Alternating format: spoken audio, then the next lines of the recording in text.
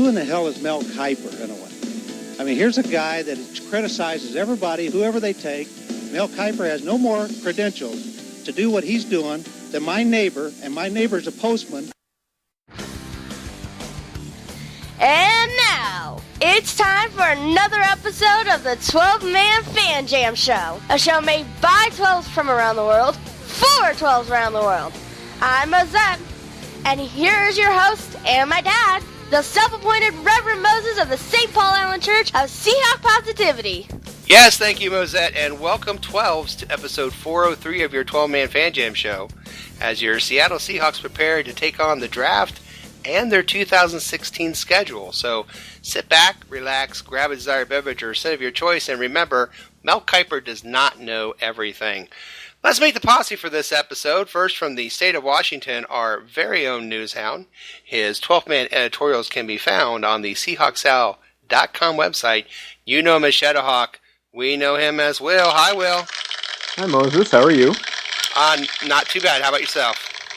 Well, the weekend is finally here, so I'm happier than Josh Norman cashing a paycheck. And what a paycheck he just cashed, by the way. $51 million. I mean, come on, the guy's got to eat. Right. Oh, wait a minute. Let's try again. The guy's got to eat. There it is. All right. Oh, my gosh. All right. And the drummer is woken up. And someone else who is awake, also from the state of Washington. We call him Dustin. Hi, Dustin. Hey, Valor Morghulis, guys. Game of Thrones weekend, everybody. Get excited. If you have HBO, get excited, I guess. I have yet to watch Game of Thrones. I don't know why. I know, right? I don't know. My TV listing days of watching TV is kind of filled right now. So something's going to have to die for Game of Thrones to kick in. But I don't have it's HBO. Funny you phrase it that way. Well, something's going to die? Blacklist spoiler. Yeah. I know it's a great show. I just haven't had a chance to watch it yet, but I plan on it. I just know that don't get attached to anybody. No, and that Peter Dinklage is awesome. That's all I know. That dude is awesome. Matt, sadly, our friend from England, Matt, is under the weather, so we all wish him well. Matt, feel better soon. Get well, Matt. And before we get started, it's been a long time since we've all been together. We're so glad you're back to listen to the show. It's been an amazing couple of days when we're recording this. Prince has just passed away a couple days ago, and also some other people. It's just been an amazing, weird week, and it's been kind of a weird time period. As a teacher, I'd like to tell a story real quick. One of my favorite children's stories. I should have like my own theme song for children's stories, but here you go. This young man came up to me and he said. Mr. K, he said, "Here, I want you to have this. This is a coupon from Dairy Queen for a free cheeseburger." And I'm like, "Wow, I can't take that. I can't take gifts or whatever. I don't want to do that." He thought you looked hungry. And he not for Dairy Queen, at least, right? So, and he's insistent. You got to have. I want you to have this. I really want. Okay, well, I'll take it. I thought maybe I'll give it to another kid as a prize or something. So I get this coupon from DQ, free cheeseburger, and I look on the side of it, and it says on the side, valid until December 1st, 2007. So, suddenly it's not a great gift anymore. I don't know. I don't think he knew that. But my principal has told me, when I showed him and told him the story, my principal's reaction was he looked me right in the eye and he said, "Dennis, I will buy you a cheeseburger if you try to cash that baby in." Dude, I would totally try just to see what happened. So you guys tell me, should I try? Should I or not? Hell yeah! I don't think the guy running the register is probably not going to look twice at the coupon. So, yeah, but nope. You know what I said? I said I don't want to lose it. This is such a great story. I've got the coupon. Here's a picture. I'll put a picture up. Here's a picture of the coupon, and you can see on the side where it's expired. This is gold. I love this thing. I'm going to have it framed. I don't want to spend it. It's nice, dude. Yeah. I tell you what, I have a kind of a similar story about something that was probably should be expired. We were at a kid's baseball game last week, and I got change back after I bought a cheeseburger at the Snack Shack. And me and my wife are looking at this bill, and we're like, "Man, is that legal? Is that counterfeit? What is that?" We're trying to figure out what's wrong with it. The dollar bill was from 1936. Wow. Wow. Yeah, and I had meant to keep it, but then I went back and bought sunflower seeds and used that $10 bill. So, Oops. You know what that means? I know exactly what that means, Dustin. What's that that? means that a few weeks ago, Bernie Sanders was at that place buying a hot dog. That's what that means. Probably so. I feel so left out. One in my pocket somewhere. I feel so left out. I don't have a cool cheeseburger story like you guys. Oh, keep working on it. Someone find Will a good cheeseburger story. I did have one for lunch, but, you know. Well, I tell you what, Will, you're looking for a good cheeseburger story. I'll go ahead and kind of kick the show off a little bit and let people know how it's run. While Will's looking for a cheeseburger story, the show is run like a real NFL football game. 4 quarters and a halftime. Quarter one, Will doesn't find a cheeseburger story. He has other stories to tell us, news from around the NFL. And a special Caption That Picture. At quarter two, we're going to discuss the 2016 Seahawks schedule. At halftime, of course, the best Seahawk theme to play a long game on the internet. It's 12-Man Fan Jam Show halftime trivia. Of the world. Sorry. Mano y mano.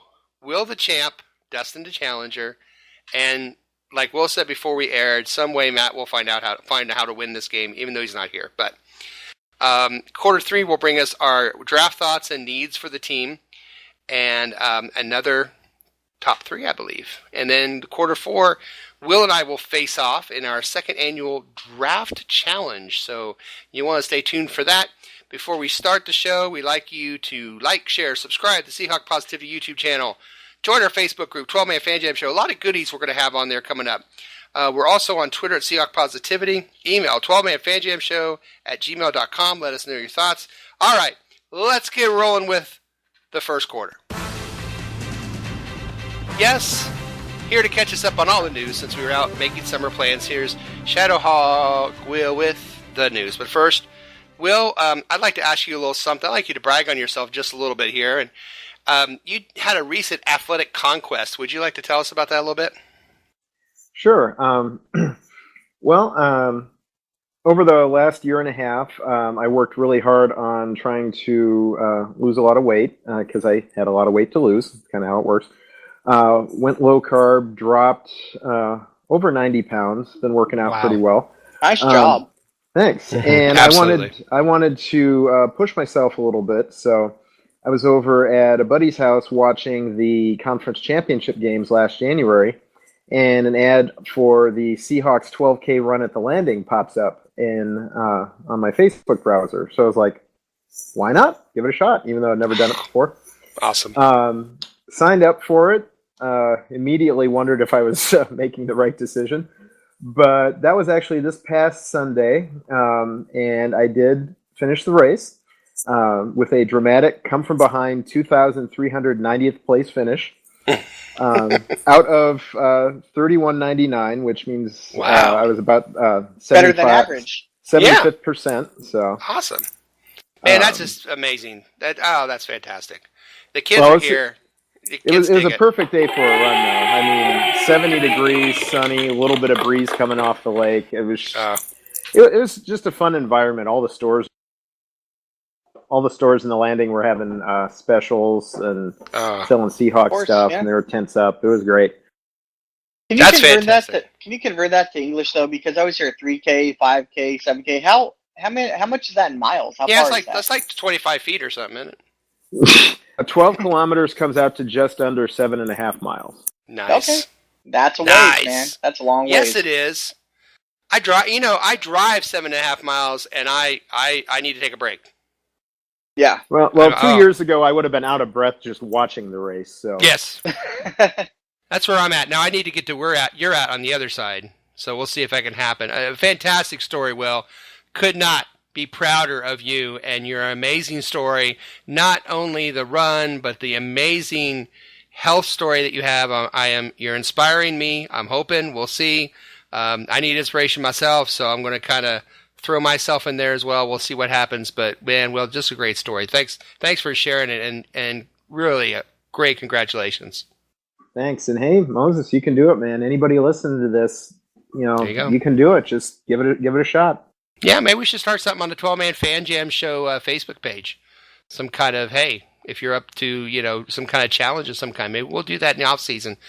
See if we can't all get in shape for the football season like our favorite team does. Thanks. Well, what kind of stories do you have for us this evening?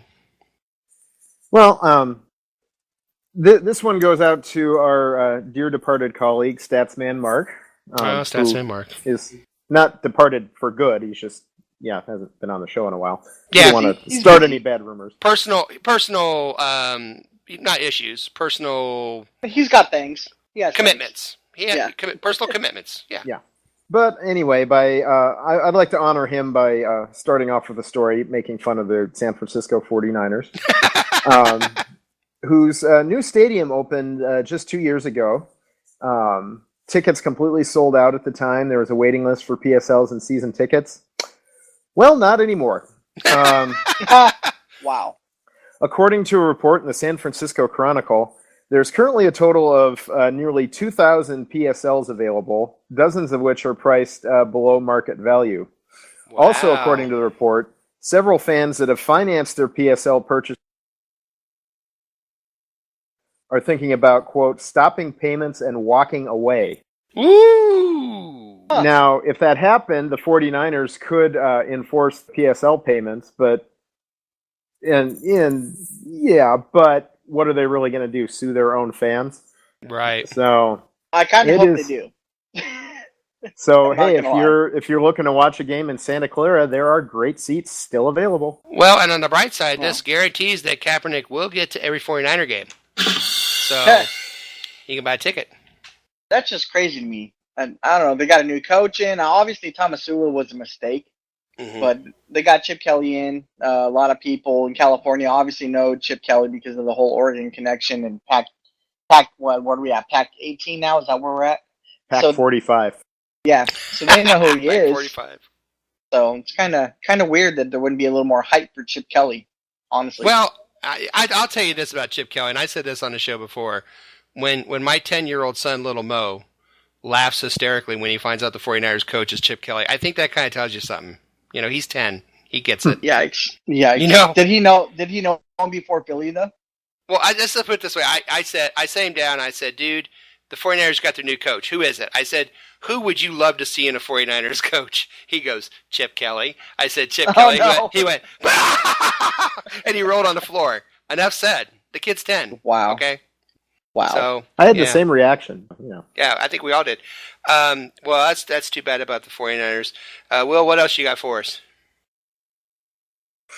Well, Moses, one of my favorite all-time draft day memories was watching the one executive for the Indianapolis Colts, whose name escapes me, publicly bashing Mel Kiper on air back on 1994. If I may say real quick, that was our opening to the show, and it's Bill Tobin. And Bill Tobin, there we go. That actually opens our show tonight, so yes. Well, that was one of my favorite draft day moments, as I said. And agreed. We have a little bit of a repeat performance this year from Agent Lee Steinberg, who is representing quarterback Paxton Lynch this year. And Steinberg was taking a shot at ESPN's other quote-unquote draft guru, Todd McShay, who's not terribly big on Paxton Lynch, saying he has all the physical ability in the world, but basically is too raw, long-term prospect, has to learn all the basics, whatever. Steinberg went on Twitter and said, quote, I hope the public knows that Todd McShay, self-proclaimed draft guru, never played, coached, scouted in college or NFL. Nice. So, now, the interesting thing is I read this report on ProFootballTalk.com, and Mike Florio, who wrote the article, was talking about how he wanted to get some feedback from some other NFL people. So he texted a question to an NFL scout, a, quote, longtime NFL scout that he knew, asking, quote, do NFL teams pay attention at all to Todd McShay? The response, no. Mel Kiper has more respect from NFL, and that's a stretch too. Oh, God. Oh, my God. So suffice it to say, ESPN may be propping these guys up as experts, but the guys that actually do this for a living, not a little less than impressed. Yeah, and I'm not surprised at that at all. Me too. I'm glad too. Well, I mean, they're too busy to listen to the media anyway. I mean, honestly, it's really easy, I would imagine, for those guys to just ignore the media. And if they would have to try very hard, I would not imagine. So, I'm just happy that we have a team that is disciplined. Like, you saw what the Rams did. Yeah. You saw what the Eagles did. Yeah. And I'm just glad we have John Schneider. After seeing that stuff, like, dude, just do your thing. You know it's deep draft in positions that you need. Do what you got to do. Trade back. If anything, they'll trade back. So and I'm just glad we have a franchise quarterback. Yeah, and to be able to just kind of sit back, and as we go into the draft third quarter, we'll talk about this a little more, but I just have this, real quiet kind of confidence about, okay, you picked somebody off the board, I'm good with it, because you guys have shown us, that you know what you're doing. So I'm not even going to worry about the Seahawk draft. My Seahawk draft can be summed up like this. They know what they're doing. So I'll just leave it at that. But I agree with you. And Todd McShay and Kiper and all of them, they're so full of themselves, I think, but that's another story. I would like to bash some Kiper. We'll be doing that with the top 3 later. But, McShay and Kiper, created a void and then filled it. What's your last story this evening, Will? Well, my last story is about one of the more colorful entries in this year's draft, Robert Nkemdiche. Thank you. The Ole Miss defensive tackle who is best known for having fallen out of a 4th floor hotel window. Oh, yeah. That guy. Well, he's just a little bit more out there than we thought because apparently he wants to buy a Panther. He doesn't want to buy a Carolina Panther jersey. Well, that's illegal. Josh Norman's available. No, he's not. Not anymore. But no, he wants to buy a jungle cat. When it was suggested that might not be the best idea, Nkemdiche said, no, it's not crazy. They're like cats. If someone comes over and is scared, I'll put the Panther away. What? Put your Panther away, son. You're scaring the kids. So, yeah. Let that go where it wants. Whichever team drafts Nkemdiche has to keep him out of upstairs windows and keep him away from the pet store. No doubt. Well, guys, a couple years ago, there was a player that had a big drunken scene the night before the draft. You know who I am. I run this town. You know who that was? Could have been Thorold Simon. It was Thorold Simon, and I said, there's only 2 guys I don't want the Seahawks to draft, and Thorold was one of them, and of course they did. So, all I'm saying is they'll be surprised. Well, if that guy 6th round pick is one thing, but in the 1st or 2nd round, I don't know. Yeah. If the Seahawks do draft that guy, they can take him on a field trip over to the east side of the state to Cattails, North Spokane. It's a refuge for wildcats. And he can get educated on how that's not a good idea. So, Cattails sounds like a little cartoon for kids. Hey, kids, Cattails. It does. Right, that was DuckTales. That was different. Sad that you knew it, and it's sad that Will sang it, but go ahead. Man, Cattails, though, is a really good place. Actually, I fed a tiger there. I fed a lion there. It's a pretty awesome place, but you never want to have a wild cat like that, man. It's not good. No. Well, it's a bad idea. It's bad for the cats. And, you might wake up in the middle of the night to find said cat eating you. So, no. If you don't put it away. Put your Panther away. Yeah. Let me tell you, so speaking as a cat owner and having a cat who has munched on me a few times, it's bad enough when they're only 10 pounds. When they're a couple 100 pounds, no. Yeah. And if you've listened to our outtakes, we know that Dustin loves cats because his cat is always attacking him. It really does. I'll tell you what, I remember watching this YouTube video. This may or may not make the show, whatever, but there's a YouTube video where there's these kids, and they're having a party in the backyard, and it's over in India somewhere, and the family has a lion as a pet, right? And one of the kids runs by, and he steps on the lion's tail, and the lion just smacks the hell out of that little kid, knocks him over. And I watched that video, and I was like, you know what? The cat did what cats do. That's just a big cat. Yeah. They're going to react the same way. They're just stronger. I love the and more likely to kill you. I'll just put the Panther away. I like it, just like it's no big deal. Like I'll say, come here, Fido, and the Panther will come right over in his little cage and sit down and, not move. Yeah, Fluffy. Call him Fluffy. God, I hope we're not drafting that kid. Okay.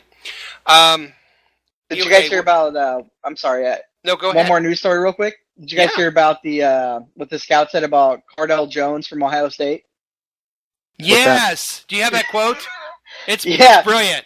It's brilliant. Poor man's Jamarcus Russell.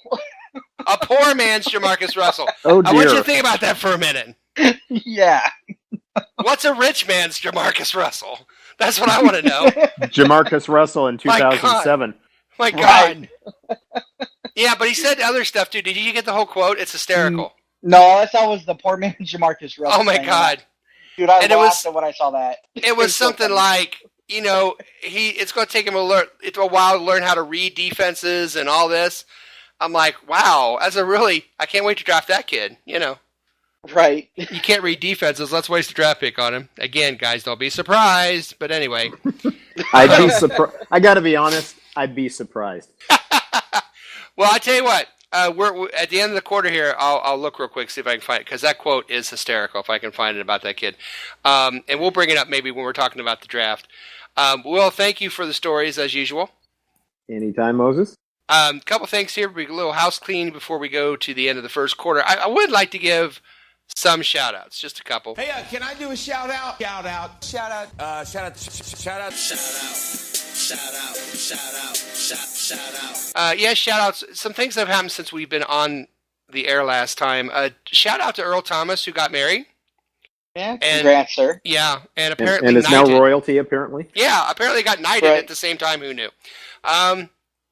Congratulations to Drew Rosenhaus, who recently stopped being Johnny Manziel's agent.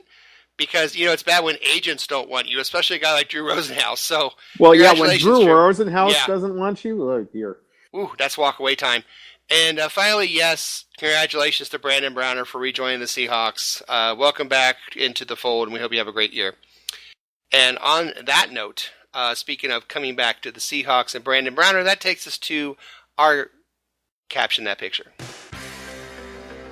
Yes, Caption That Picture. We will take a picture from the media, and we will add our own caption to it. And the picture this week is an older picture of Brandon Browner and Earl Thomas, and it looks like Richard Sherman is saying something to Browner. So, Will, do you have any captions for that picture?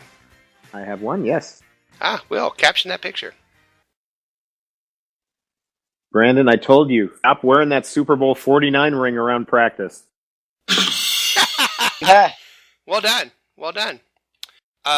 Dustin, do you have a caption? Not really. All I could think of when I saw that picture was the theme song from Welcome Back, Kotter. That's all I could think of. All right. I got a couple. They're not very good, but I'll try it. All right. Caption that picture. Okay, so let me straighten you out here. Thomas now wants to be referred to as his royal badness in the locker room. Caption that picture. So you still got something to say about Super Bowl 49? Or, and this is a reference to one of my favorite movies, which is oh gosh, what's that movie? You know the one, right? With the guy? No. That one. Goodfellas. Absolutely. Okay, Goodfellas. This is Sherman talking, and it's from Goodfellas, and he says, "I don't shine shoes no more. Maybe you've been gone a while and you didn't hear about that." Because Browner might be saying, "Go get your shine box," because that's from the movie. Okay.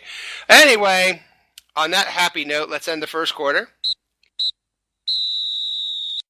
It's the end of the first quarter, bitches. Yes, coming up, we discuss the draft needs of the Seahawks, but it's the second quarter, and we take a look at that 2016 Seattle Seahawks NFL schedule right after this 60-second rant by Will. Well,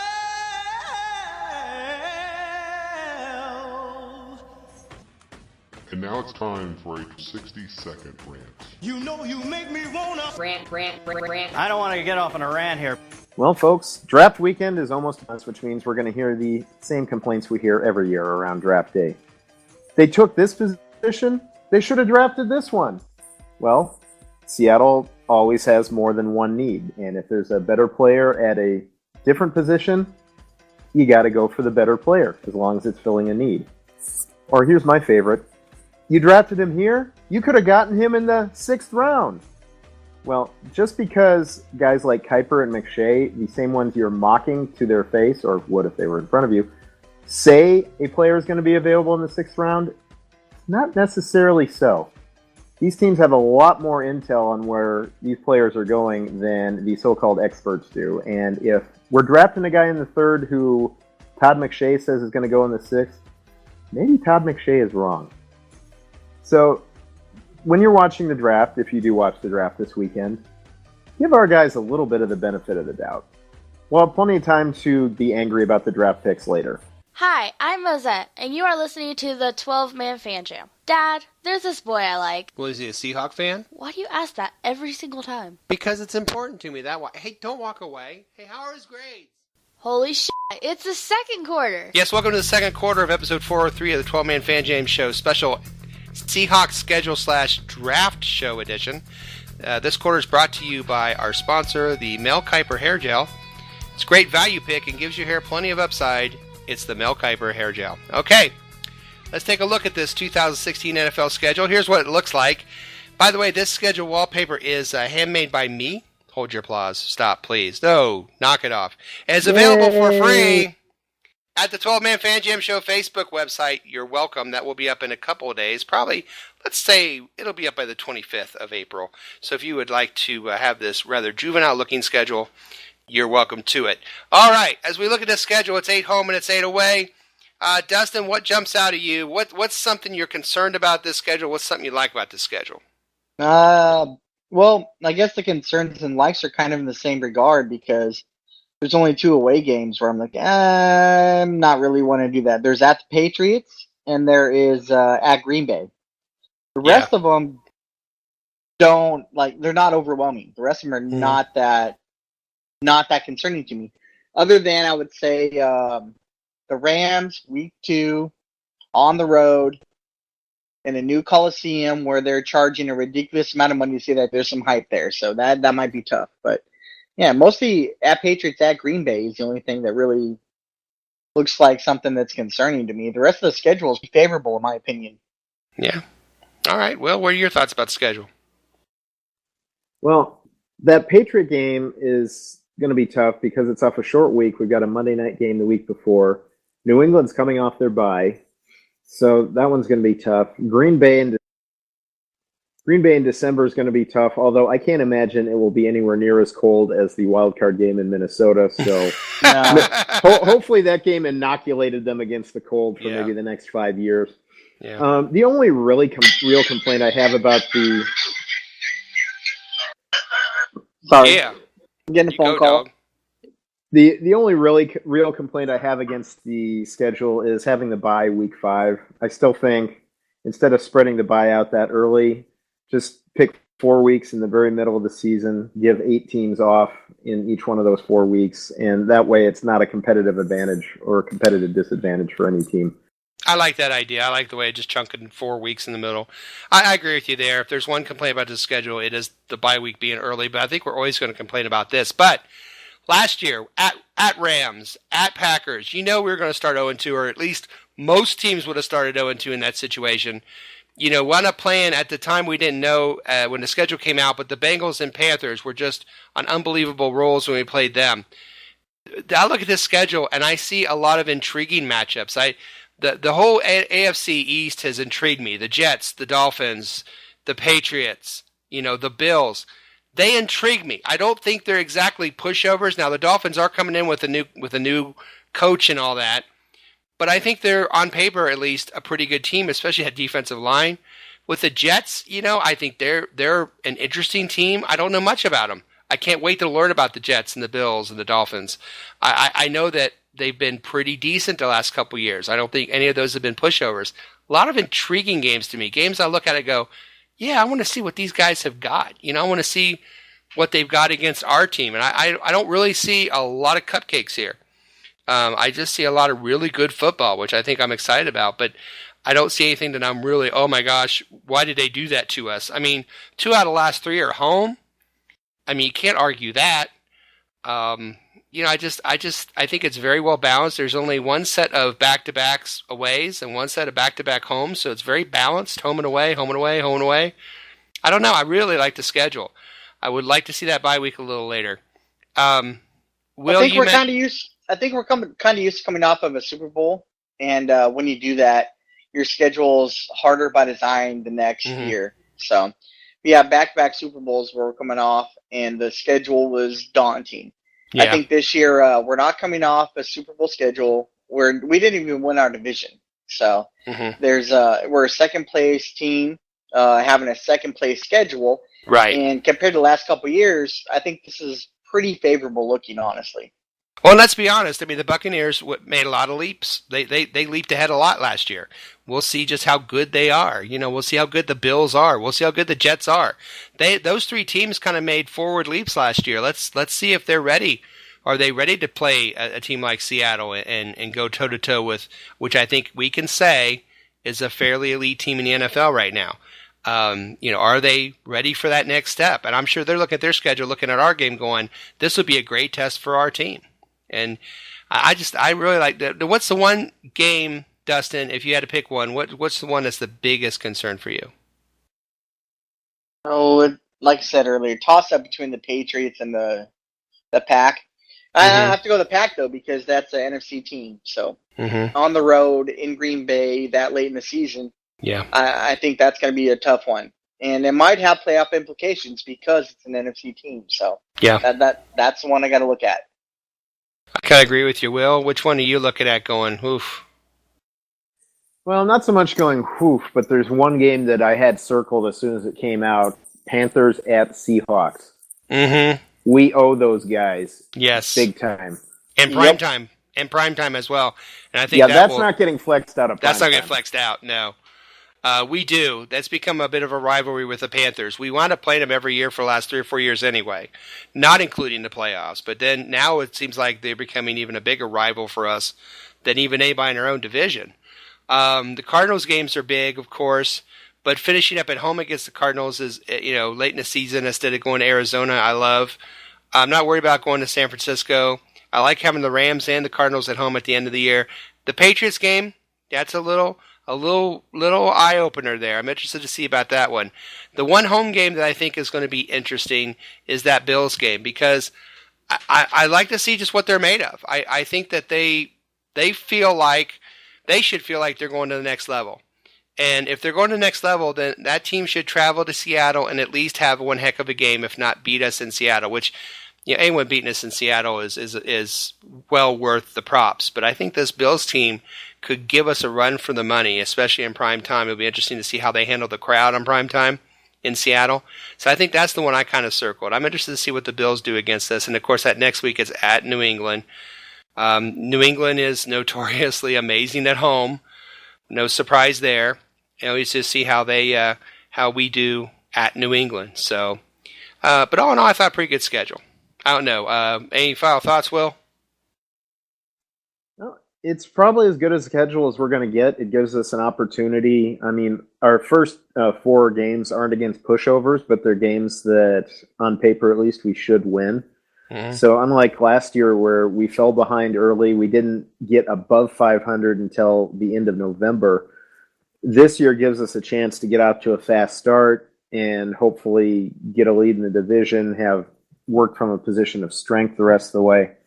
So, getting off to a better start this year is going to be crucial. You can't win the game in the first quarter, but you can go a long way towards losing it. So, let's not do that. Let's not do that. Dustin, final thoughts on the schedule? Yeah, kind of biting off what Will said. You can't win a game in the first quarter, and you can't win a division in the first quarter of the season, but the Seahawks have a chance to jump up early and continue momentum after the first part of the season. So I'm not too concerned about the schedule. I mean, you got to go out there and play who you play. So, and the Seahawks have a chance to make some things happen and honestly take the division back again. So that's what I'm looking forward to. I am too. Guys, when they make the NFL schedule, it's interesting. They do get complaints, and there are people at the NFL offices that handle these complaints. And I was able to sneak into the NFL offices and actually bug one of their phones when people call in to complain about their schedule. So I was able to overhear some things, and that gives us tonight's first top three. Our top three going into halftime, the top three things overheard during the 2016 NFL schedule release. So as the schedule came out, there were complaints from different teams, different players, different coaches, different owners. And this is what I heard that they had to put up with at the NFL offices. So top three things overheard during the 2016 NFL schedule release. Number 3, I'm sorry, Mr. Fisher, but the league could not comply with your request to play the Seahawks all 16 games. So Rams can't do that. Yeah. Sorry. Yeah. The number 2 thing overheard. Yes, Mr. Kelly, I realize you are now the coach of the 49ers, but they never played Cal State Fullerton during the regular season. Let's try to get an easy win there, I think. And the number 1 overheard thing during the 2016 NFL schedule release, I'm sorry, Mr. Jones, but the Cowboys do have to play games in November and December. So. Holy shit, it's halftime. That being said, coming up, more show than Mel Kiper approves. What do the Seahawk draft needs? Who should they draft? Did I register for the draft? There was one? But first, another wonderful edition of the 12-Man Fan Jam Show Halftime Trivia coming up next. Hello, everybody. This is Statsman Mark. When I'm not watching reruns of The Love Boat, I'm listening to the 12-Man Fan Jam Show. Love, exciting and new. Yes, it's halftime, and welcome to another fun-filled edition of the best play-along Seahawk-themed trivia game show on the internet. It's time for 12-Man Fan Jam Show Halftime Trivia. And here's your host, the self-appointed Reverend Moses of the St. Paul Island Church of Seahawk Positivity. Yes, thank you, me, and welcome to another edition of the 12-Man Fan Jam Show Halftime Trivia, the trivia game that tests the knowledge of both our posse and our listeners. Our contestants are the posse themselves, Dustin and Will, tonight, and here are the rules. So here's how the trivia game works. There'll be 2 rounds of questions. Each contestant answers 1 question each round. If they get it correct, they get 1 point. After 2 rounds of questions, there'll be a final trivia question worth 2 points. If there's a tie after that, then the tie players go on to a special secret overtime question where the winner becomes reigning 12-Man Fan Jam Show Trivia Champion and also gets a prize chosen especially for them. As an added bonus to those listening on the Seahawk Positivity YouTube channel, the questions and possible answers will be displayed on your screen so you, the viewer and listener, can play along as well. If you do, please let us know how you did on the questions. Remember, there's no Googling, no phone a friend, and please, no wagering. However, there is a lifeline. Before taping this show, my 2 charming Seahawk fan children, Mosette and Little Mo, did take the quiz as well. If the contestants want to know what the kids said, they can ask that but once and only once during the entire game show and only in the first 2 rounds. Now let's get ready to play 12-Man Fan Jam Show Halftime Trivia. Okay, the rules have been laid out, gentlemen. But before we start our trivia contest, mano-a-mano, champion versus challenger, I want to share something with everybody. We take a little break between quarters and we, get settled. We talk about what we're going to talk about. And Dustin had a small case of the hiccups. And so he asked for a couple seconds to get that under control. And he came back and he said, okay, I got it under control. And happened to mention that he has, I've heard a lot of remedies of hiccups in my life. But this one just might be the best one. Dustin, how did you cure your hiccups? Well, I just want to throw out there first that it works because as I'm talking now, you notice I don't have hiccups. That's right. So this does work. Let's preface this by saying what he's about to say works for hiccups. Okay. Yeah. So I have a friend, grew up with her. We're friends for like 20-some years.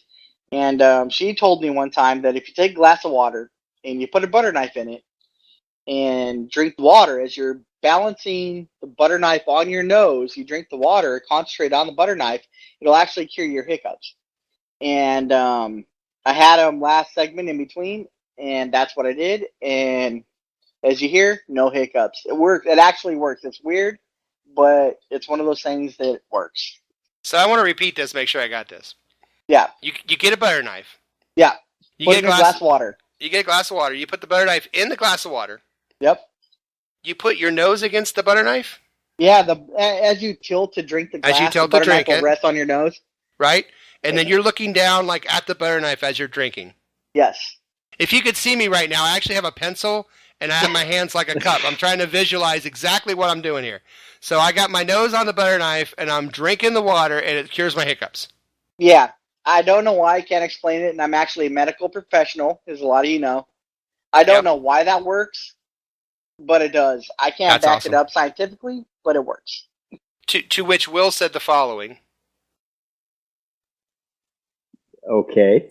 Remember what you said? He said, it's weird, but it works. And then Will said, well, Dustin said it's only weird if it doesn't work. And I was like, no, sometimes it's weird if it does work, too. Yeah, exactly. Yeah, I think that's weird if it does work. All right.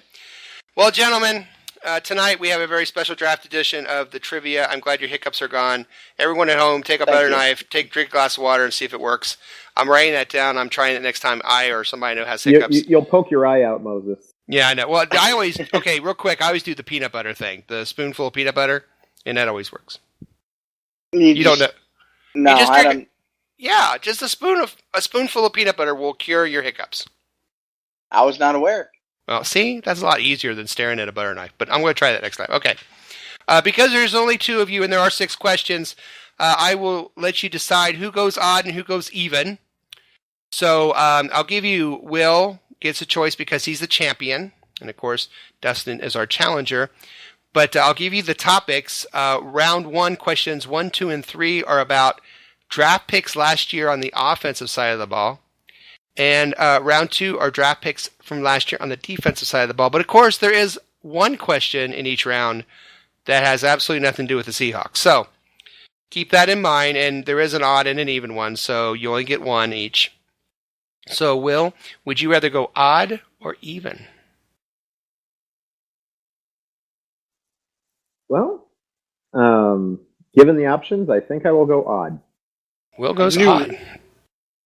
Will goes odd, which means Dustin goes even. So, Will, you'll have 2 questions this round, and Dustin will only have 1, but then you'll have only 1 next round. Here we go. Will. There can be only 1. There can be only 1. Will, your first question is a non-Seahawk question. All right. Will's getting his out of the way early. Have you seen the movie Draft Day? I have. I have not. But the movie Draft Day starred Kevin Costner and was centered around the Cleveland Browns. My question is, what team was the movie originally centered around before they changed it to the Browns?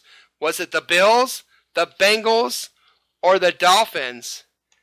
And guess what? You got some Morgan. Who was it originally about? The Bills, the Bengals, or the Dolphins? I did not know it was originally about a different team. So I'm gonna go Bengals. He's going Bengals. It's just another manic Monday. Yeah, Mosette and Little Mo. Mosette and Little Mo with the Dolphins. You went with the Bengals. Bengals song that he referenced there, by the way, people. Yes, he did. The Bengals. Buffalo Bills were the answer, and actually the reason they went to Cleveland. Yeah, and the reason they went to Cleveland is because the taxes for movies are lower in Ohio than they are in New York, so that's why they moved. True story. That makes sense. The more you know. Okay, Dustin. Yes, sir. This will be a football question. Then. It's about Tyler Lockett. You know Tyler Lockett. Yeah, I heard of him. Okay, yeah. Tyler Lockett, pretty good player. Yeah. My question is, where was he born and raised? Is it Houston, Texas, Little Rock, Arkansas, or Tulsa, Oklahoma? Tyler Lockett, where did he come from? What are the options again? Houston, Texas, Little Rock, Arkansas, Tulsa, Oklahoma. How does Dad play pro? So I'm going to go with the only town there that has football. I'm going to go with Houston. The planet Houston. Houston. Little Mo went with the planet Houston. Mosette went with Tulsa, Oklahoma. You went with Houston. You should have gone with Mosette. Tulsa, Oklahoma. Born and raised in Tulsa, Oklahoma. That's so weird. Okay. Leader. See, that's why he was so good. He's got that Steve Largent Oklahoma connection. That's exactly it. Yeah, exactly. Will, your last question of this round. This is a pretty easy one, I think. What was the nickname of Thomas Rawls when he was in high school? A high school nickname. Was it Beast Mode, the Tank, or the Train? Thomas Rawls. Was he Beast Mode, the Tank, or the Train in high school? Oh, I'm going to kick myself. I am just blanking on this completely. Thomas Rawls, high school nickname. Beast Mode, the Tank, or the Train? He plays running back for the Seahawks, FYI. That I do remember. Okay. Just helping. Oh, he plays real good. I'm gonna phone a friend. What do the kids say? The kids. Mosette said Beast Mode, and Little Mo said the Train. So what was the nickname of Thomas Rawls? Given in high school, Beast Mode or the Train, if you ask the kids. Little Mo said the Train. Mosette said Beast Mode. Nobody said the Tank. I know I'm going to get this wrong, but what the hell? I'm going Train. He's going to go with the Train. Well, the answer to your question is this. Thomas the Train, baby! Congratulations! Yep, he was I cannot Thomas the Train. believe I did not remember that. That's Thomas the Train right there. God, I'm pretty sure college they called him Beast Mode. I'm pretty sure. Seems like I heard that. Could be. But Will's on the board, 1-0. Way to go, Will. Just barely. Yeah, and we will press on to round 2, which is defensive draft picks. And Dustin's up. Dustin, this is not your question outside of the realm of the Seahawks, so you know what that means. Question 6 will be. Question 4 is this: Ty Smith.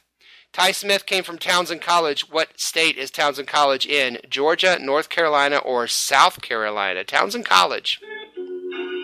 The answer is yes. Yep, he is. Georgia, North Carolina, or South Carolina? Townsend College. Of course, if you're a Who fan, that would be Pete Townsend College, but we won't go there. Who? I'm not near as confident about this one. I think Pete Townsend College is now a school for the hearing impaired, but we won't go there. I guess I did go there. Townsend College, Georgia, North Carolina, or South Carolina? And you can always ask the kids. Oh, no. Georgia. No Georgia. Idea. Georgia's on his mind. Georgia's on his mind. Lil Mo said North Carolina. Mosette said South Carolina. Oh, I'm sorry. It is North Carolina. So you'll still have a chance coming up. Will, this is your final question. Okay. And it is obviously a football question. Frank Clark in high school was coached by a father of a Carolina Panther. Isn't that weird? Isn't that weird? So whose dad coached Frank Clark in high school? Was it Ted Ginn Jr.'s dad, Cam Newton's dad, or Luke Kuechly's dad? Whose dad coached Frank Clark in high school? Ted Ginn Jr.'s dad, Cam Newton's dad, or Luke Kuechly's dad? Or as I call him, Luke Kuechly. I'm going to go with Luke Kuechly's dad then. Luke Kuechly's dad. Mosette went with Ted Ginn. Little Mo went with Luke. I'm sorry, it was Ted Ginn Sr. Yeah.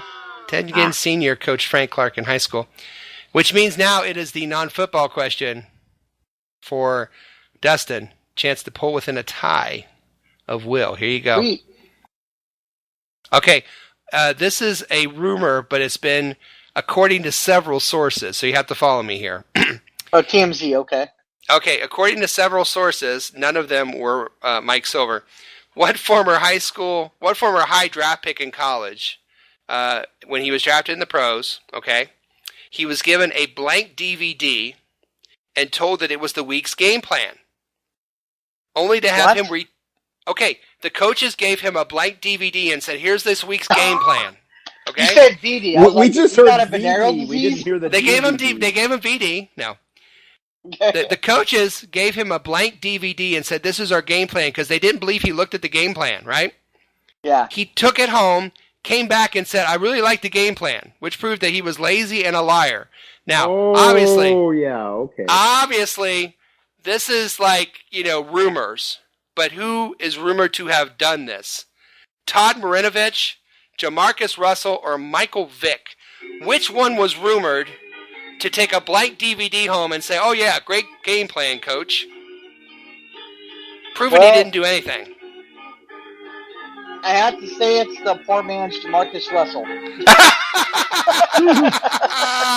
The poor man's Jamarcus Russell. Mosette said Jamarcus. Little Mo said Michael Vick. Yeah, it's Jamarcus Russell. Supposedly, they gave him a blank DVD and said, here's our game plan this week, because they didn't think he ever looked at it. Came back and said, I like the game plan, coach. The coaches are like, what a loser, because we didn't give you one. All right. Stories like that are why the man's own life coach gave up on him. Yeah. Wow. That's pathetic. All right. It's final question time. And since we're tied, we will go with the champion last. So Dustin will go first and we'll go last. It is a number closest without going over wins, of course, and wins everything. It's a winner-take-all tonight because you are tied. And here we go. Are you guys ready? All right, this is exciting. Are you excited? I'm excited. Here we go. You can cut the tension with a knife. Oh, you can. If you're not using it to heal your hiccups. Yeah, a butter knife, exactly. Yeah, like if it's like warm butter. Yeah. God. All right, here we go. Dustin and Will, this is your question. Dustin first. Yeah. Your question is this. How many receiving yards in the regular season did Tyler Lockett have? How many receiving yards did Tyler Lockett have for the Seahawks last year in the regular season? Just receiving yards. Like the ones where he caught it? Yeah, it would be receiving yards, yes. That's really good to know. I don't know. He played what? All games, right? He played all games. I think so. I can't verify that, but I think so.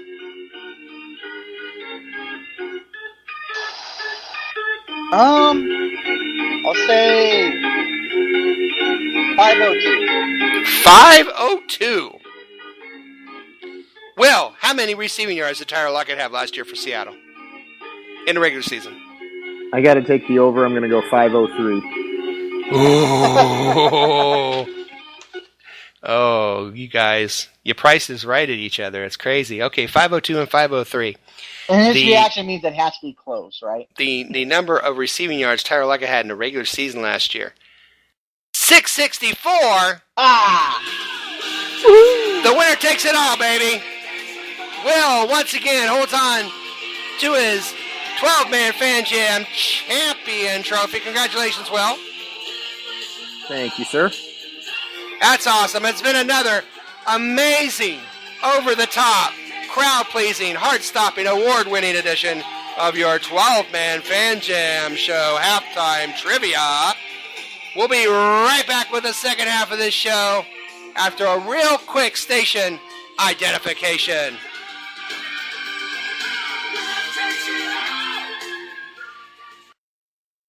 You're listening to the 12-Man Fan Jam on the Seahawk Positivity YouTube channel. Holy shit, it's the third quarter. Welcome to the third quarter of your 12-man Fan Jam Show. Hey you! Comment on this thread. Say hi to us on Twitter at Seahawk Positivity. Join us on Facebook at the 12-man Fan Jam Show page. Make us part of your fix. Do it. Just do it. Do it. Or the terrorists will win. Okay, in this quarter, we look at the Seahawks draft order and possible draft needs. Up on your screen right now, if you are watching through YouTube, is the actual draft order for Seattle. They have 9 picks in this draft. A 1, a 2, 2 3s, a 4, a 5, a 6, and 2 7s. Sounds like I'm ordering lottery tickets. All right. You ever been behind the old guy at the lottery that says, I need a 24 and a 12 and a 16? Yeah, I have been. I guess you haven't. All right. I think you're still there. Are you still there, Will? I am. Oh, thank God. Okay. Will, what in the name of Carl Lester Crumpler should the Seahawks do with all these blasted draft picks? Well, Moses, there's one very obvious answer to that, so I'm going to take the one that's slightly less obvious. When we won the Super Bowl in 2013, we had a guy in the center of our defensive line named Clinton McDonald who got 6 sacks. When we went to the Super Bowl in 2014, we had a guy in Jordan Hill who came out of nowhere at the end of that season when we were on our 6-game winning streak and got several sacks during that stretch also from the interior of the defensive line. Jordan Hill didn't do much for us last year. No. Michael Bennett did, but he plays inside and outside. And one thing we need to come away from this draft with is some interior pass rush. You look at the guys that really hurt us last year, who hurt everybody last year, Aaron Donald, K'Wan Short of the Panthers. They're both defensive tackles. I want to get a defensive tackle who can just wreak havoc in the middle and break up the pocket and push quarterbacks out to where Cliff Averill and Michael Bennett and Frank Clark and who knows who else are waiting. So pass rushing defensive tackle. I love it. I love it. If they get a defensive tackle in the first round, I'm a happy guy. I'm a happy man. Dustin, what would make you happy with all these picks? Where do you think the Seahawks should look? Well, I'm on board with the whole our offensive line sucks camp. So if they can find anybody that can make sure Russell Wilson doesn't get knocked on his butt, I'm all for drafting that guy. That's what I want. So I like that too. Yeah, so just I'm okay with that. Yeah, so draft somebody that can protect Russell, and I'm fine. That's all I want initially. And I think the linebacker position needs a little bit of depth. So hopefully we can find somebody there too. That's kind of what I'm looking for is O-line, linebacker. I'm sold. Now, my concern is this. Historically, gosh, I'm really nitpicking because this front office has just been spectacular. And don't get me wrong, I'm just playing a little devil's advocate here.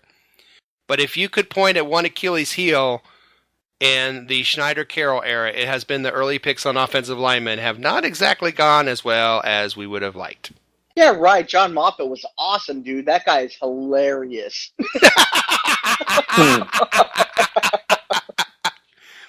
He is, man. I mean, not a good football player, but love him. He's so funny. Actually wasn't a bad football player when he played. Yeah, let's go back to the when he played part. But... Yeah, right. Yeah. When he was out there, it was okay, but it was, yeah, you're right. But and that's what I'm saying. Carpenter, not exactly. You don't think, wow, Carpenter was a first-round pick. Russell Okun wasn't even theirs, I don't think, was he? Wasn't that a more pick? Okun was the first round. Right. That was their first 10. pick, you're right. Yeah. He was their first pick. And, great when he played, but let's be honest, a little broken up. We called him Brokun for a reason. You can say more in a little bit. He played, on average, 1 out of every 4 NFL football games as long as he's in the league, so... Well, he missed 1 out of every 4. He played 3 out of every 4. He played 3 out of 4, right. Yeah. Right. Right, exactly. But, the point is, early round offensive linemen, this is not something that these guys have excelled at. Now, that's being real nitpicky, because I'm not complaining, but you could argue that offensive line, not something they're good at early in the rounds. Late round guys, I mean, wow, these guys have been spectacular in the late rounds. And if you look from the 4th down, you're looking at 5 picks, 4, 5, 6, 7, 7. These guys could do some major, major damage in those rounds. Picking up some people that you never heard of, like a Richard Sherman, or I think Cam wasn't he. Cam Chancellor, or these guys that were 6th, 7th rounds. Even some guys in the 7th rounds and the 6th rounds that just have excelled and become a big part of this team. Or undrafted. Take Doug Baldwin. Well, the whole receiving core. Thomas Rawls. Yeah. Yeah, exactly. So I'm more interested to see what they do. I think as Seahawk fans, we're going to pay more attention in the second half of the draft than the first half.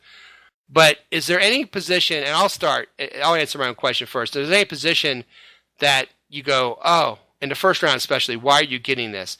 And I'll be honest with you, I don't, these guys can do what they want, and I'm happy because they've shown me they know what they're doing. And I'm just some schlep in Indiana that, is a fan.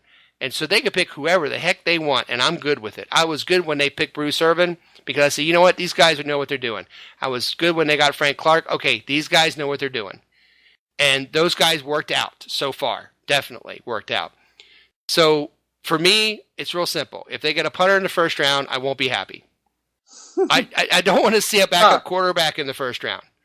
Just from the standpoint, I think that's a little high to get a guy that's going to be a backup. And other than that, I don't know. Maybe I'd be upset at a tight end in the first round. But there's just not a lot of positions that I don't think I'm going to be real unhappy with. Dustin is... No, I wouldn't be upset if they drafted a tight end in the first round. And here's why. Jimmy Graham can't block anybody. Like, his grandma could be out there. He can't block that woman. I disagree. Oh, I don't know. I think his blocking's gotten much better. Okay, so it's gotten better, but it went from crappy to better. That's not good. No, I think he's doing pretty well. I say throw him out there as a out wide. Let him be a wide receiver. That's what he did in New Orleans, essentially. That's why he took him to arbitration, because he wanted to be paid as a wide receiver, right? So throw him out there as a wide receiver. That's a big target, huge target for us. Throw him on the outside and bring in a receiver. Bring in a tight end that can do what the Seahawks need a tight end to do. Because that'd be the best of both worlds, in my opinion. You get Jimmy Graham out there making plays, hoping his patellar tendon works, obviously. And then bring in a guy from the draft that you can mold and make him do what you want, what you need, what fits in your scheme. Yeah. So, Jimmy Graham is a guy, to me, that should be outside. So. See, I'm okay. I think he worked on it, and I think he got better to the point that when he was injured, I was actually thinking, wow, this guy's really working at his blocking and doing a nice job. That's just me, though, I guess. Will, what are your thoughts on drafting a position player in the first round? You go, oh, why? Well, I don't know if I would go, oh, why, but I would, despite the number of mock drafts I've seen that have us picking this position, I would be honestly shocked if we picked a cornerback in the first round. Yeah. Because did you say corner or quarter? Corner. We've got defensive Sherman, back. Obviously. Okay. Sorry. Yeah. Cornerback. Sorry, I didn't enunciate. We've got Sherman. We've just re-signed Lane. We got Deshaun Shed. There's a lot of guys, a lot of younger guys. Mohamed Cisse, the team. You got Marcus Burley. I'm interested to see if they can get anything out of Stanley Jean-Baptiste.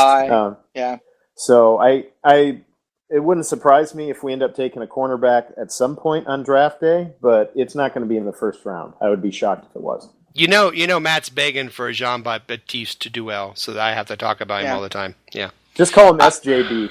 Yeah, so I will. To be honest, I think all of us would be shocked if we took anybody in the first round. They're probably gonna trade back. Well, okay, that's my next question. You think they're going to trade back? I do. So you do think they'll package some stuff together, try and move back a little bit? I do, because I don't even think. Okay, so when Pete Carroll and John Schneider took over the Seahawks, me and my friend Jeff Queen and Steve Merritt, we would take the day off and we'd all hang out together and have a Seahawks draft party, right? Oh, yeah. We don't take the day off anymore because the first round, they're typically not involved. So we don't even take the day off anymore because we don't expect the Seahawks to draft anybody. So I would assume that the Seahawks are going to trade back and do something else, especially because John Schneider was talking last month, I think it was, and he was saying in an interview that this is the deepest draft they've ever seen. Right. And that typically they have 130 people, I think, on their board is what I think he said. And this year, they have 200 people on their board of possible draft picks. So wow. Yeah, huge difference. So I don't think they're going to be there in the first round. Yeah. It's a huge board. It's huge. Mexico's going to pay for it. It's a huge board paid by Mexicans. Yeah. Sorry. That's what John Schneider said. So, whatever. I wouldn't be surprised either. Will, you think they'll trade back? I don't think so this year, just because to trade back, you have to find somebody who's going to make it. I don't think they're going to trade back just to trade back. I think they're going to want to get something worth their while for doing so. And I don't see the players that are projected to be around in the end of I don't really see a lot of teams that are going to want to be desperate to get up and back into the first round and get these guys. So it could happen, certainly. I wouldn't mind if it happens. I would love to go into day 2 with an early second round pick And if we could go into day 2 with early second and third round picks to go with the ones we already have, I would just be giddy because I think the second and third round are the really real strengths in this draft. Yeah, but honestly, this year I'm thinking there's going to be a guy or two at 26 that we really do like, and I think we're going to have a first round pick this year. All right. I really don't. I don't think you can call it desperate if somebody trades up to the 26th pick. To me, that's not desperate.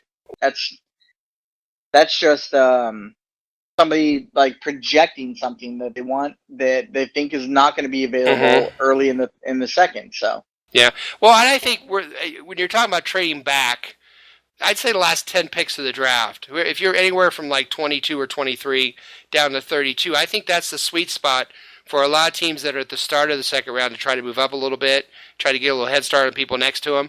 And I mean, I think they're in a sweet spot for people to make offers, but I don't know. We'll have to see. I don't know. I kind of lean towards no, they won't trade, but you never know. I mean, it's been a crazy year already with all the trades going on already.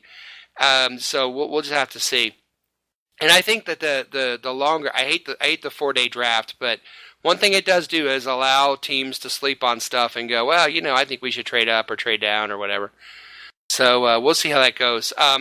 Before we go to our draft challenge in the fourth quarter, I did want to highlight, of course, you can't talk draft without Mel Kiper Jr. You just can't do it. Unfortunately. Or maybe you can. I don't know. But in any event, I thought as a public service I would present to all of you another top 3. Yes, hold your applause. The top 3 this time is top 3 little-known facts about Mel Kiper Jr. You think you know Mel Kiper Jr., but you really don't. So here from the trash can outside ESPN studios, the top 3 little-known facts about Mel Kiper Jr. Number 3, his hobbies include stamp collecting and prank calling Bill Tobin. So that's the guy that they got in an argument. Okay. Number 2, he once gave Donald Trump hair tips. They go to the same barber, it looks like. And the number 1 little-known fact about Mel Kiper, he secretly believes that Roger Goodell is the devil. Okay. It's the end of the third quarter, bitches. Time to take a very quick break. Come back with the second annual 12-Man Fan Jam Show Mock Draft Challenge right after this.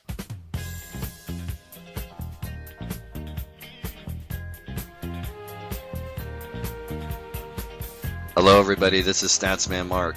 And when I'm not listening to Charo's greatest hits on 8-track tape, I'm listening to the 12-Man Fan Jam Show. Holy shit, it's the fourth quarter. Ah, yes, it's time for the fourth and final quarter of this episode of the 12-Man Fan Jam Show. And it's time to put our money where our draft picks are. Yes, it's time for the second annual 12-Man Fan Jam Show Draft Challenge. Here's how this works. So we did this last year and it was a lot of fun. Will and I have made a mock draft for the Seattle Seahawks. Each of us has a player we think the Seahawks should draft and in what round we think they should draft him. In a moment we will reveal those picks, but after we reveal our picks, we will then compare who the Seahawks actually draft to our choices. And if a player on our list actually gets drafted by the Seahawks, we get a point. If the Seahawks draft him in the round we say they would, we get 3 points.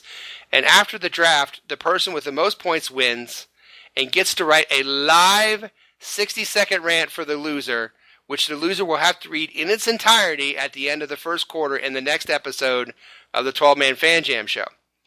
The tiebreaker will be this. If none of our players are drafted or there's a tie, then any player we picked ends up as an undrafted player by the Seahawks. You get a point, and then the winner after that. If we're tied after that, well, we just suck, and we just move on. And I want to prove last year this happened. Will had Mike Glowinski on his list. Did you get the round 2, Will? Mark Glowinski. I got the round and the exact pick for Glowinski. Yes, he got the round and the exact pick. I got nothing, which is not a surprise when you hear my list. Okay, so here we go. This is Will's list. Now, we're going to take a look at Will's mock draft. This is a draft made with painstakingly intricate detail thorough research and a lot of intelligent insight. So, Will, if you wouldn't mind explaining your picks at this point. Sure thing. And actually, my full article is going to be up at Seahawksl.com hopefully this weekend. Excellent. But just a quick blurb. In the first round, 26th pick, I have Seattle going for Vernon Butler, defensive tackle out of Louisiana Tech. He is a 3-down defensive tackle who can stuff the run and also is a developing pass rushing threat in the interior.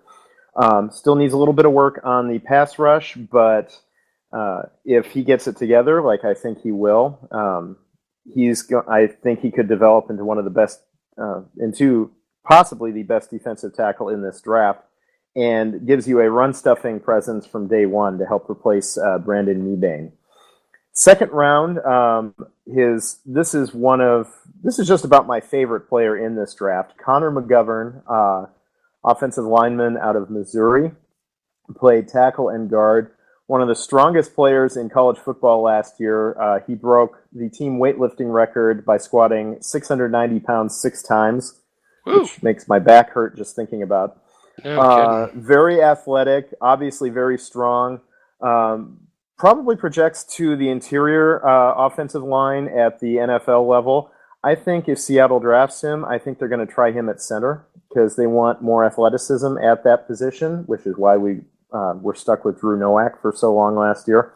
But Mcgovern can actually play. So moving into the third round, sticking with offensive line, Joe Dahl, guard out of Washington State. This guy also played tackle and guard, probably going to be guard at this level.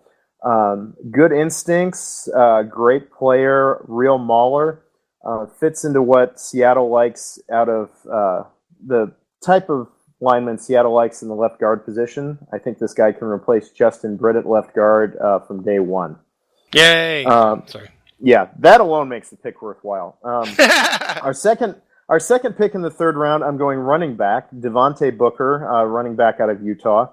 And I like Booker because depending on how Rawls is doing coming into this year, we can find a role for Booker. If Rawls is back and healthy, hey, great. Booker is a good enough blocker and a good enough receiver out of the backfield that we can use him in a third down back role. If Rawls is still hobbled a little bit coming into the season, Booker's good enough to challenge Kristen Michael for the every down running back position. All right. So I think that Rawls will probably be fine. He broke his leg. Young males that age, I mean, it's 4 to 6 weeks. He should be back. So I think Rawls will be there. So I do too. But you never know what happens during the season, though. Right. And right. Like I said, with Booker, if Rawls is healthy, then Booker gives us a third down back. If Rawls has trouble or if he gets hurt again, then he can also be an every down back. So moving into the fourth round, you know how Seattle likes our fourth round receivers, but this one I think actually could work. Kiaris Garrett, wide receiver out of Tulsa. Very big, rangy receiver, 6'3", 220 pounds, 34.5-inch arm length. So the guy's got a ridiculous catch radius. Not terribly explosive off of the snap, but is a long strider. Led the nation with just under 1,600 receiving yards last year. Gives Russell Wilson a big target, which will especially help if Jimmy Graham is not quite 100% going into the season. Fifth round, Travis Feeney, linebacker out of Washington. I think the only reason he drops anywhere near this far is due to injury history in college. Had some shoulder issues. But Feeney has great speed, pursuit ability, gives us the pass rushing ability from linebacker that we lost when Bruce Irvin signed with the Raiders. I think he'd be great for us as a situational pass rushing guy at the receiver position. Sixth round, I'm going with Joel Heath. He played defensive tackle at Michigan State. I think this is our defensive line to offensive line projection for the year. You know they're going to do it with somebody. Yep. Heath is as athletic as some of the top offensive linemen in the draft. Good movement skills, good motor, great team guy. I think if anybody can make the leap from defensive line to offensive line, he can. And I think that gives us good depth in the meantime while he's learning the ropes. Going into the 7th round, I like David Onyemata, defensive tackle out of Manitoba. So we're bringing the Canadians in. Those Canadians with their back bacon and their toques and their hockey. Very, very raw prospect, but powerful frame, good arm length, very strong, very athletic. And in the 7th round, you're gambling on a player's upside anyway. So I think Seattle's going to look at a good pure athlete that they can coach up and hopefully not lose like they did with Obum Gwacham last year. Then finally, at safety, I'm going Will Parks out of Arizona. Kind of a tweener at the moment. Doesn't quite have the speed to play free safety. Needs to bulk up a little bit to play strong safety. But I think has good value as an in-the-box safety, kind of the linebacker safety hybrid that Arizona runs with Deion Buchanan.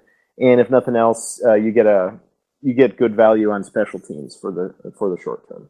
So that's what I got. Done. That's a beautiful draft. That's well done. It's well thought out of. You've thought about good reasoning and everything. And I think that is a wonderful draft. I love how you have the different positions, everything nice and neat. It's wonderful. It's now time for my draft, and I will say that there's a definite pattern to my draft, but it's not necessarily position.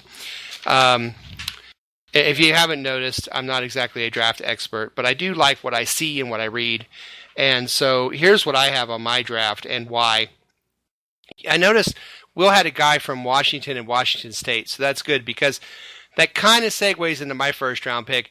Even though I'm really upset about this first round pick because I happened to notice a couple weeks ago that Mel Kiper had this as his first pick, and it kind of scared me a little bit. But the name, Eli Apple, defensive back, Ohio State. And how can a guy with a last name Apple not play in home of the Apple Cup? Come on. Washington State. This kid has to be on a Seahawks. If nothing more, because his name is Apple. In the second round, I went with an offensive guard from Kansas State by the name of Cody Whitehair. Because if you have a Whitehurst jersey, all you have to do is make a couple of changes, and you've got a Whitehair jersey, just like that. So that's awesome. So if you have a Whitehurst, get help. Yeah, but if they could re-sign Whitehurst and Whitehair, wouldn't that be... Okay. The third round pick, first one I had, was an offensive tackle from Baylor named Spencer Drango, because he just sounds like the new James Bond, doesn't he? Ladies and gentlemen, Spencer Drango. Drango Unchained. Drango, exactly. See, isn't that awesome? And the next one's also a big marketing thing, because in the third round, I think they can get Scooby Wright from Arizona. Now, how can you not have Scooby on your team, right? And they could sell Scooby snacks at the vending at the concession stand for $10 a pop. Yeah, we don't have Skittles anymore, so throw Scooby snacks onto the field when Scooby Wright does something good. Why not? I'd buy him. See? You see a pattern here?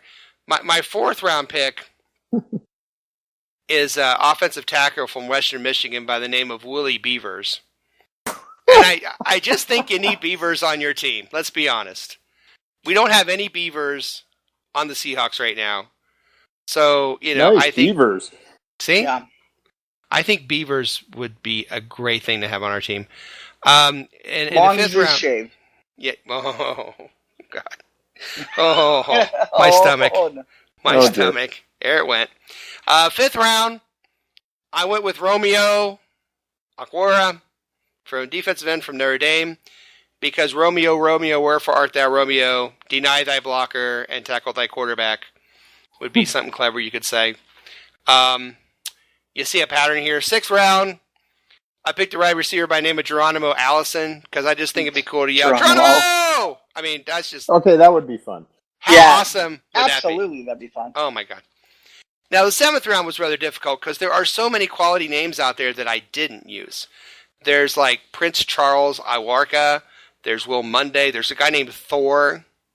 Thor? Right? I want Yeah. Thor. I You want passed Thor. up on a guy named Thor. Joswiak from South Florida. Didn't pick. Zeke Bigger.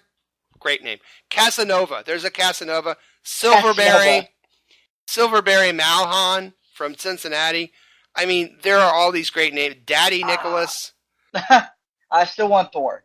I'm a big Marvel guy, so Thor. DJ Reader, which sounds like a kid cartoon character. DJ Dustin's Reader. having a Thorgasm. Yeah. Yeah, no doubt. Mirror. Yeah. Neela Casatati, which is from Oklahoma. But here's what I went 7th round. First in 7th round, I went with a guy from Temple, offensive lineman named Kyle Friend, because you should always have a friend in the Seahawks. So got a friend in me. Isn't that great? And then I went all out in the last pick, and I was gonna pick. There's a kicker from UCLA whose name is this. Give me a second. John Christian Kai Manuelamika Aiki Oki Ukumpa Fairbairn.